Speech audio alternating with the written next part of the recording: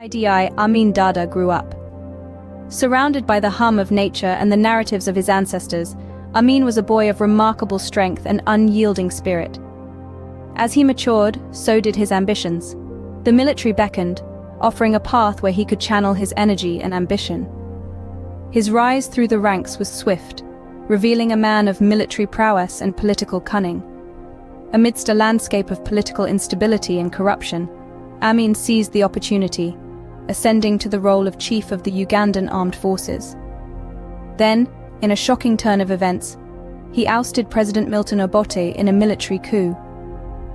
But as Amin took the reins of power, a darker side of his character began to emerge. As the president, Amin's rule was anything but conventional. Underneath the captivating charisma was a reign marked by unimaginable horrors. His regime, a chilling tableau of human rights abuses, was like a dark cloud that loomed over Uganda. People disappeared, swallowed whole by a system that thrived on fear and intimidation. Whispers of torture chambers circulated, the mere mention of them enough to send a shudder down one's spine. The atmosphere was thick with dread, and the nation held its breath, each day unfolding like a nightmare from which there was no waking. Amin's rule was as erratic as it was terrifying. His unpredictability kept the nation on its toes, never knowing what the next day would bring. He declared himself the conqueror of the British Empire in one breath and awarded himself extravagant titles in the next. Amin's grandiosity knew no bounds, his actions a bizarre mix of vanity and delusion. But beneath the surface, his actions painted a clearer picture. A picture of a man who had let power corrupt him entirely, who had lost touch with reality. His rule was not one of leadership, but of tyranny, not one of governance, but of terror. The nation, once captivated by Amin's charisma, now lived in fear. The vibrant rhythms of life, once a defining feature of Uganda, gave way to a haunting silence, a silence that spoke volumes of the terror that had become a part of everyday life. The world couldn't ignore the atrocities happening in Uganda. Nations far and wide watched in alarm as Idi Amin's reign of terror unfolded. Condemnation echoed from every corner of the globe, with countries implementing sanctions and denouncing the blatant human rights abuses. Media outlets shone a spotlight on Uganda, bringing the grim reality of Amin's rule into living rooms worldwide. The stories were heart-wrenching, the images haunting, and the truth impossible to ignore. Yet amidst the horror, there were sparks of heroism. Brave journalists, activists, and dissidents risked their lives to expose the truth. They faced imprisonment, torture, and persecution, yet their resolve remained unbroken. Their stories, their courage, and their sacrifice were instrumental in bringing Amin's atrocities to light. As the world's eyes turned to Uganda, the pressure on Amin began to mount. The international outcry was growing louder, the condemnations more severe, and the world was watching, waiting for justice to prevail. The unstoppable Idi Amin, it seemed, was not so invincible after all. As the 1970s drew to a close, the once ironclad grip of the self-proclaimed conqueror of the British Empire began to wane. Internal dissent bubbled beneath the surface, fueled by the courage of those who dared to speak against the regime. Journalists, activists, and ordinary citizens risked their lives to expose the truth, their voices rising in a chorus of defiance that reverberated far beyond Uganda's borders. The international community, once distant observers, began to take notice. Warnings turned into condemnations, and condemnations into actions. Sanctions were imposed, diplomatic ties severed, and pleas for Amin to step down echoed in the halls of the United Nations. The world was no longer willing to turn a blind eye to the atrocities unfolding in Uganda. The final blow came not from abroad, but from within. A war with neighboring Tanzania, driven by Amin's delusions of grandeur, proved to be his downfall. Outmatched and outmaneuvered, his forces crumbled, and by April of 1979, Amin was forced into exile. He would spend the remainder of his days in Saudi Arabia, far from the land he once ruled with an iron fist. To become one of Africa's most notorious dictators, our story begins in 1971 in Uganda, with the military coup led by Idi Amin. From the time Amin joined the British Army as a simple cook, He climbed the ranks to become one of the highest-ranking officers in the Ugandan army. In 1971, seizing a moment of political instability, Amin staged a successful military coup. He overthrew the then-President Obote, who was attending a Commonwealth summit in Singapore, and declared himself president.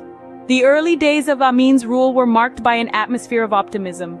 He promised economic and social reforms and was initially supported by many, both within Uganda and abroad. He pledged to eradicate corruption, improve living standards, and foster unity among the diverse tribes and religions in Uganda. The world watched with bated breath, hoping for a new era of prosperity and peace in Uganda. Yet beneath the surface of these grand proclamations, a darker narrative was unfolding. As time passed, Amin's true nature began to reveal itself, and the promises of progress gave way to an oppressive regime marked by human rights abuses, economic mismanagement, and widespread fear. Little did the world know this was just a prelude to an era of brutal repression and economic mismanagement under Amin's rule. Soon after seizing power, Amin's regime took a dark and violent turn.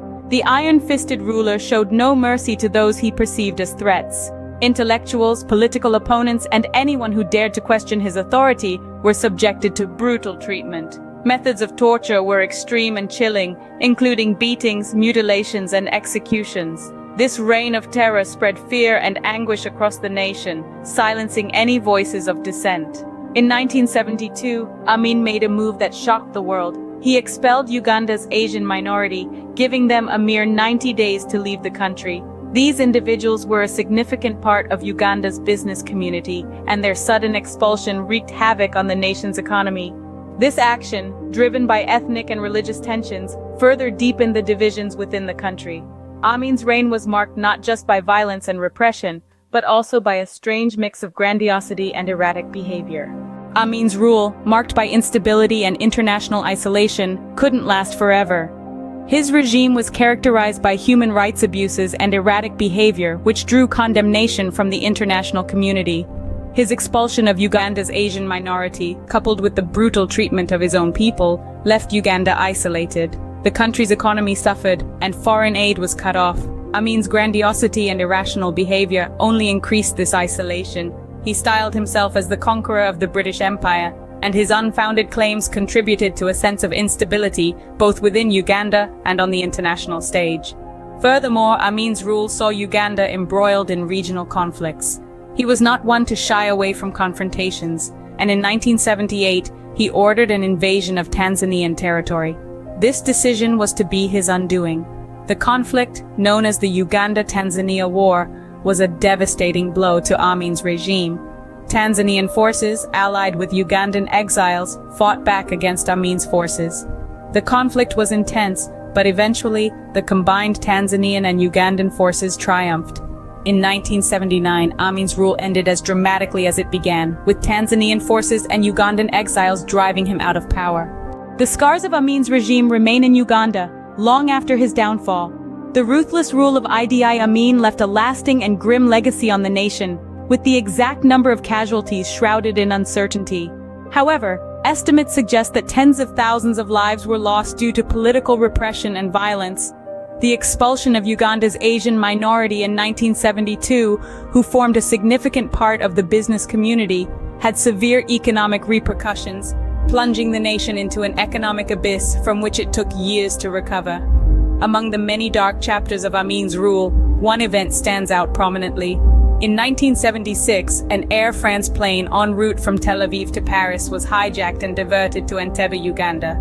The hijackers, with the support of Amin's regime, held the passengers hostage, threatening to kill them if their demands were not met. This crisis led to Operation Entebbe, a daring rescue mission by Israeli commandos, which resulted in the successful rescue of 102 hostages. Idi Amin, the man once hailed as a promising leader, left behind a legacy of repression, violence, and economic ruin. His rule serves as a stark reminder of the dangers of unchecked